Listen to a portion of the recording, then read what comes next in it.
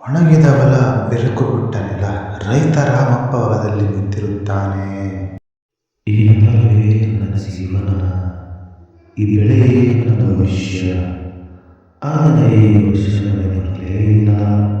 ನನ್ನ ಕನಸುಗಳ ನಗೆಬಿಟ್ಟವು ಅಂತ ಹೇಳ್ತಾ ರಾಮಪ್ಪ ಮನೆಯಲ್ಲಿ ಬರುತ್ತಾರೆ. ಮನೆಯಲ್ಲಿ ರೈತನ ಪತ್ನಿ ಮತ್ತು ಮಕ್ಕಳು. ಏನೇನೋ ಆಗುತ್ತಿದೆಯಾ? ಮನೆ ಖರ್ಚು ಸಾಗುತ್ತದೆ.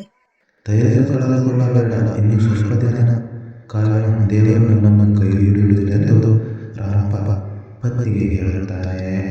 ಗ್ರಾಮದ ರೈತರು ಮಾತನಾಡುತ್ತಾರೆ. ನನ್ನ ಮನೆಗೆ ಇಟ್ಟಿದ್ದಿದೆ, ಸಾಲವು ಏನು ಮಾಡುವುದು ಅಂತ ರೈತರು ಮಾತನಾಡಿ ಕೇಳುತ್ತಾರೆ. ಬರಬಾರವ ರೈತರ ಅಷ್ಟೇ ಅಲ್ಲ, ಇಡೀ ಊರವರನ್ನೇ ಪರೀಕ್ಷಿಸುತ್ತಿದೆ ಎಂದು ರಾಮಪ್ಪ ಹೇಳುತ್ತಾರೆ. ರಾಮಪ್ಪ ಹೊಲದಲ್ಲಿ ಬೆಳೆದ ಬೆಳೆಯನ್ನು ಮುಟ್ಟುತ್ತಾನೆ. ಈ ಬೆಳೆಗೆ ಎಷ್ಟು ಶ್ರಮಪಟ್ಟೆ, ಈಗ ಎಲ್ಲವೂ ಕಂಡರೆ ನಾಶವಾಗುತ್ತದೆ ಎಂದು ಮನಸ್ಸಲ್ಲಿ ಹೇಳುತ್ತಾ ಕೊಡುತ್ತಾನೆ. ರೈತನ ಬೆವರು ವ್ಯರ್ಥವಾಗುವುದಿಲ್ಲ. ಪ್ರಕೃತಿಗೆ ಕೆಲವನ್ನು ರಕ್ಷಿಸುತ್ತದೆ, ಆದರೆ ಶ್ರಮಕ್ಕೆ ಬೆಲೆ ಇದೇ ಇರುತ್ತದೆ. ಆ ಆಕಾಶದಲ್ಲಿ ಮಕ್ಕಳು ಸೇರುತ್ತದೆ, ಮನೆಗಳನ್ನು ಬೀಳುತ್ತದೆ. ಅಪ್ಪ ಮಳೆ ಬರುತ್ತಿದೆ. ರೈತರಿಗೆ ಮಳೆ ಅಷ್ಟೇ ಅಲ್ಲ, ನಮ್ಮ ಬದುಕಿನ ಆಸೆ ಮತ್ತು ನಮ್ಮ ಬದುಕಿನ ಜೀವನದ ಮಳೆ ಬರುವುದು ತುಂಬ ಖುಷಿಸುತ್ತದೆ. ರೈತರ ಮನೆಗಳಿಗೆ ಆಕಾಶದ ಕೈ ಮಣ್ಣು ಸಂಸ್ಕರಿಸುತ್ತಾ ಮತ್ತೆ ತನ್ನ ಮನೆಗೆ ಬರ್ತಾನೆ. ಮನೆಗೆ ಪತ್ನಿ ಜೊತೆ ಖುಷಿಯಾಗುತ್ತೆ.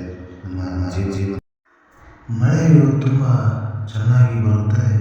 ಹಾಗೆ ರಾಮಪ್ಪ ಕೂಡ ಬಿತ್ತನೆ ಮಾಡಲು ಸ್ಟಾರ್ಟ್ ಮಾಡುತ್ತಾನೆ. ಅಪ್ಪ ಚೆನ್ನಾಗಿ ಬರುತ್ತದೆ, ನಮ್ಮ ಬೆಳೆ ಚೆನ್ನಾಗಿರುತ್ತದೆ ಅಂತ ಮಕ್ಕಳು ಸಂತೋಷದಿಂದ ಇರುತ್ತಾರೆ. ಇದು ಮನೆಯಲ್ಲ, ಜೀವನದ ಬದುಕು.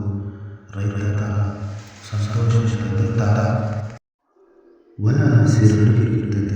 ರೈತರ ಮುಖದಲ್ಲಿ ಸಂತೋಷ ಎಂದಿಗೂ ಸೋಲುವುದಿಲ್ಲ.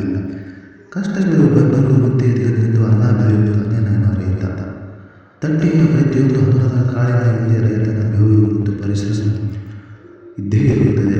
ರೈತ ಉಳಿದರೆ ದೇಶ ಉಳಿಯುತ್ತದೆ. ಅನ್ನದಾತನನ್ನು ಗೌರವಿಸಿ, ನೀರಾವರಿಸಿ, ರೈತರನ್ನು ಬೆಂಬಲಿಸಿ ಹೇಳುತ್ತಾ ಈ ಒಂದು ಇಷ್ಟ ದಯವಿಟ್ಟು ನನ್ನ ಚಾನಲ್ ಸಬ್ಸ್ಕ್ರೈಬ್ ಕೂಡ ಲೈಕ್ ಮಾಡಿ ಅಂತ ಹೇಳ್ತೀನಿ. Thank you. ಮತ್ತೆ ಮುಂದಿನ ಸಿಗ್ತೇನೆ. ತುಂಬ